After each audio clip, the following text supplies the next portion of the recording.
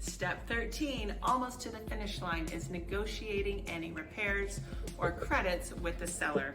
Once you get that home inspection report back and you find that the home probably isn't perfect, you can ask the seller in a formal written repair request to correct and repair certain things in the home that are important to you in that home inspection, or you can ask for a credit for those, saying, oh, give me $1,000 credit to closing costs and I'll handle those repairs.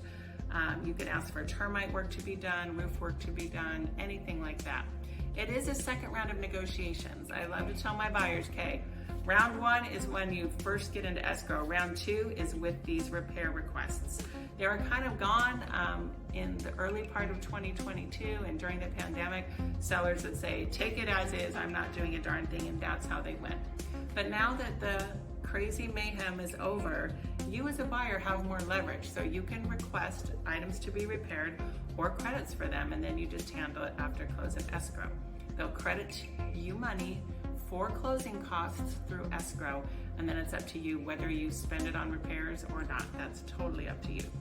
Once that's all negotiated and put in writing, that's submitted to escrow, adjusted with the paperwork, given to the lender so they can adjust that with all their loan paperwork, and you're off, almost done to closing.